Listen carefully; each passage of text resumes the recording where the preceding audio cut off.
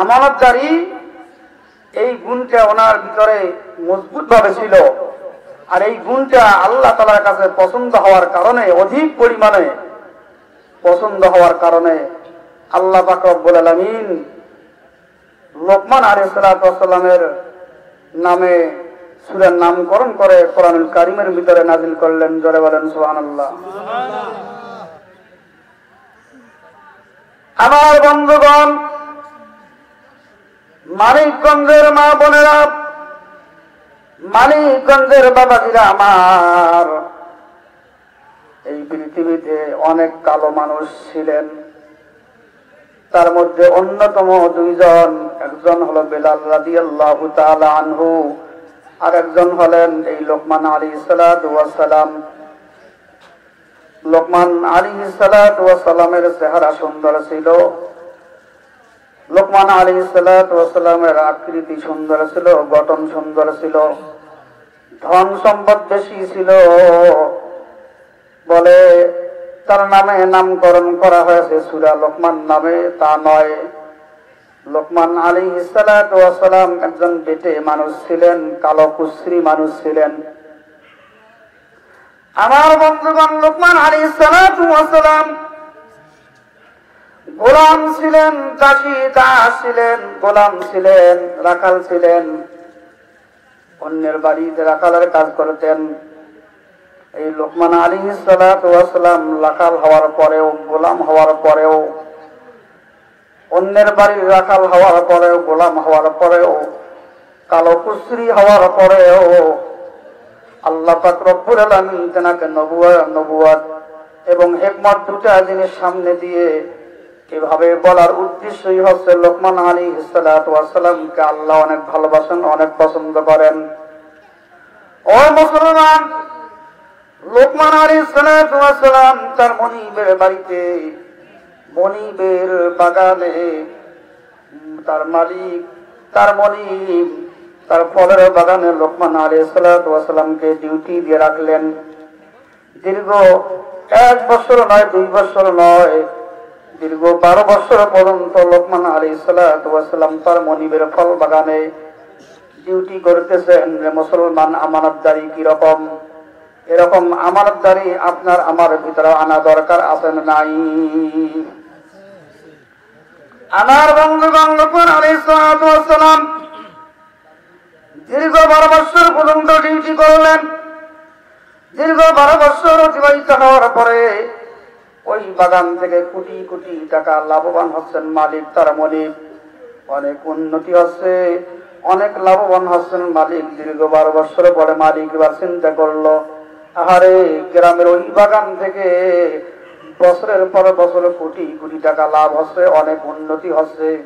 দীর্ঘদিন থেকে ওই গ্রামের বাগানের মধ্যে যাই না, এবার ওই বাগানটা একটা ঘুরে আসি, বাগানটা একটুখানি দেখতে যাই, এবং ওই বাগানের মধ্যে আমার যে রাখাল কাজ করে সেই রাখালের সঙ্গে একটু সাক্ষাৎ করে আসি। কারণ ওই রাখালের পরিচর্যার কারণে, ওই রাখালের পর্যবেক্ষণের কারণে, রাখালের আমানতদারির কারণে দিনের পর দিন, রাতের পর রাত আমার বাগানের মধ্যে এত উন্নতি হচ্ছে। বলে সুবহানাল্লাহ। ও মুসলমান,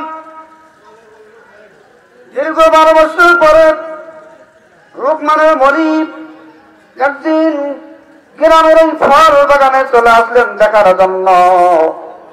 বাগানের ভিতরে ঢুকে চতুর্দিকে ঘোরাঘুরি করার পরে লোকমান আলাইহিস সালাতু ওয়াস সালামকে ডাক দিয়ে বলতেছেন, লোকমান, তুমি দীর্ঘ 12 বছর পর্যন্ত এই বাগানের মধ্যে ডিউটি করতেছো, অনেক উন্নতি, অনেক লাভবান হচ্ছি আমি।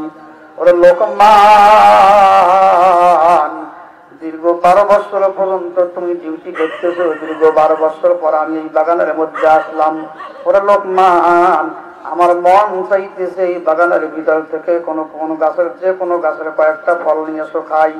তুমি বাগানের ভিতরে ঢুকে তোমার মন যে গাছ থেকে চায় সেই গাছের থেকে কয়েকটা ফল আনো, আমি খেয়ে দেখি কি অবস্থা। আমার বন্ধুগণ, লোকমান আলাইহিস সালাতু ওয়াস সালাম বাগানের ভিতরে প্রবেশ করে বিভিন্ন গাছ থেকে কয়েকটা ফল এনে মনিবের সামনে দিয়েছেন। মনিব ওই ফল কেটে মুখে দেওয়ার সঙ্গে সঙ্গে সেই ফলগুলি টক লাগলো, চোখা লাগলো।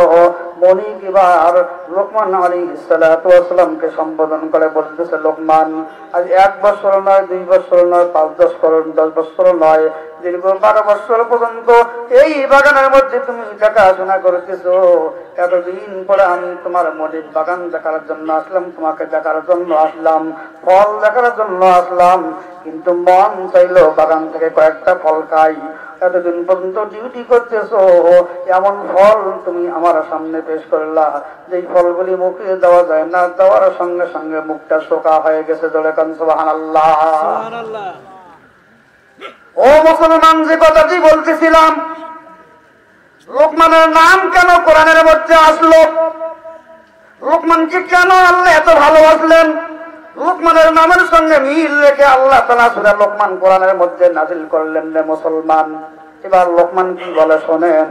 লোকমান আলাইহিস সালাতু ওয়াস সালাম মনিবকে সম্বোধন করে বলতেছেন, ও আমার মনিব, দীর্ঘ 12 বছর পর্যন্ত আপনার বাগানের মধ্যে ডিউটি করি। এই ডিউটি করতে গিয়ে এর ভিতরে কখনো কোনো সময় যদি ঝড় তুফানে কোনো গাছ থেকে কোনো ফল পড়ে জমিনের মধ্যে পড়ে থাকে, কিংবা আমি কোনোদিন নিজের ইচ্ছায় বা অনিচ্ছাকৃত ভাবে যে কোনো ভাবেই হোক কোনোদিন কোনো গাছের ফল ছিঁড়ে আমি আমার মুখে দেই নাই, যার কারণে আমি বুঝতে পারি না কোন গাছের ফল স্বাদ আর কোন গাছের ফল অস্বাদ। বুঝে আসতেছে কথা? মানে মনিব মনে করছিল এতদিন থেকে ডিউটি করা, ও তো জানে কোন গাছের ফল মিষ্টি, কোন গাছের ফল টক, ও তো জানেই। এটা মনিবের ধারণা ছিল, কারণ ও তো যেহেতু পাহারা দেয়, দেখাশোনা করে, অবশ্যই কোনো না কোনো গাছের ফলও খায়, তাহলে ও তো জানার কথা কোন গাছের ফলটা মিষ্টি, কোন গাছের ফলটা টক, এটা জানার কথা। এতদিন পর আমি আসলাম, কখনো আসি না সচরাচর, আজকে আসলাম, যে গাছের ফলটা মিষ্টি সেটাই তো আমাকে দেওয়ার কথা, কিন্তু এমন ফল এনে দিল যেটা মুখে দেওয়ার সঙ্গে সঙ্গে মুখটা আমার নষ্ট হয়ে গেল, টক, এত টক যে খাওয়াই যায় না। এটা মালিকের ধারণা ছিল, কিন্তু লোকমান আলাইহিস সালাতু ওয়াস সালাম ধারণা উল্টায় দিলেন। লোকমান আলাইহিস সালাতু ওয়াস সালাম বললেন, মনিব আমার, এতদিন থেকে আমি এই বাগানের মধ্যে ডিউটি করি, খোদার কসম করে বলতেছি, এমনি না, খোদার কসম করে বলতেছি, এই দীর্ঘ 12 বছরের ভিতরে ইচ্ছাকৃত অনিচ্ছাকৃত তুফানে হোক, এমনি গাছের থেকে বেড়ে হোক, কোন প্রকারেই হোক, আমি কোন গাছের ফল আজ পর্যন্ত আমি আমার মুখে দেই নাই, যাতে করে আমি বলতে পারি না কোন গাছের ফল মিষ্টি আর কোন গাছের ফল এইরকম ভাবে টক। জোরে বলেন সুবহানাল্লাহ। এখান থেকে কি বুঝলাম? আমানতদারিটা কত কত পরিপূর্ণ আমানতদারি লোকমান আলাইহিস সালাতু ওয়াস সালামের দিলের ভিতরে। আমার বন্ধুগণ, সেজন্য এই আমানতদারিটা আল্লাহ পাক রব্বুল আলামিনের কাছে পছন্দ হয়েছিল মুসলমান। সেজন্য আল্লাহ পাক রব্বুল আলামিন লোকমান আলাইহিস সালাতু ওয়াস সালামের নামের সঙ্গে মিল রেখে পবিত্র কোরআনুল কারীমের 21 নম্বর পারার 10 নম্বর পৃষ্ঠায় সূরাতুল লোকমান নামে সূরা নাযিল করে দুনিয়ার মানুষদেরকে হাদিয়া দিলেন। যেরকম সুবহানাল্লাহ, খুদা ওয়াহদাহু কা নাহি হায় নাযীর ওহি হায় আলা কুল্লি শাইইন কাদির। খুদা ওয়াহদাহু কা নাহি হায় নাযীর ওহি হায় আলা কুল্লি শাইইন কাদির। জোরে জোরে বলেন মারহাবা। আমার বন্ধুগণ, আমি বলতেছিলাম এই সেই সূরা লোকমান, এই সূরার ভিতর থেকে একটা আয়াতে কারিমা আমি আপনাদের সামনে তেলাওয়াত করেছি। এই আয়াতে কারিমার মধ্যে এই লোকমান আলাইহিস সালাতু ওয়াস সালাম তার আদরের সন্তান, কলিজার টুকরা, চোখের মনি, বুকের বুতুলে আদরের ধন, এই সন্তানকে লোকমান আলাইহিস সালাতু ওয়াস সালাম নসিহত করতেছেন। কি নসিহত রে মুসলমান? লোকমান আলাইহিস সালাতু ওয়াস সালাম কলিজার টুকরা সন্তানকে নসিহত করতেছেন, পিতা হয়ে সন্তানকে নসিহত করতেছেন। এই নসিহতের কথা আজকে আপনি আমি শুনবো, এখানে যারা উপস্থিত আছি বুড়া বাবারা, আমার বন্ধুগণ, মানিকগঞ্জের ভাইয়েরা আমার, মানিকগঞ্জের বাবার যে আমার, মানিকগঞ্জের যুবক ভাইয়েরা আমার, পর্দার আড়াল থেকে যে সমস্ত মা বোনেরা আওয়াজ শুনতেছেন, কোরআন এবং হাদিসের বাণী শুনতেছেন, যাদের কর্ণকুহরে আওয়াজ চলে যাচ্ছে, আমি সবাইকে সম্বোধন করে বলতেছি, রে মুসলমান, আজ যারা আমরা পিতা হয়েছি, সন্তানের বাবা হয়েছি কিংবা সন্তানের মা হয়েছি, যাদের কানে আওয়াজ যাচ্ছে লোকমান আলাইহিস সালাতু ওয়াস সালামের এই নসিহত, এখান থেকে আপনি আমি শিক্ষা গ্রহণ করব। লোকমান আলাইহিস সালাতু ওয়াস সালাম তার সন্তানের যেমন পিতা, আপনি আমি আজকে দুনিয়ার জমিনে যারা সন্তানের পিতা হয়েছি, যে সমস্ত মা বোনেরা সন্তানের মা হয়েছি, আমরা সবাই আজকে থেকে প্রতিজ্ঞা করব, লোকমান আলাইহিস সালাতু ওয়াস সালাম তার নিজের সন্তানকে যেভাবে নসিহত করেছিলেন, আপনি আমিও আপনার আমার কলিজার টুকরা সন্তানকে সেভাবে নসিহত করব। বলে কোন সুবহানাল্লাহ, করব ইনশাআল্লাহ।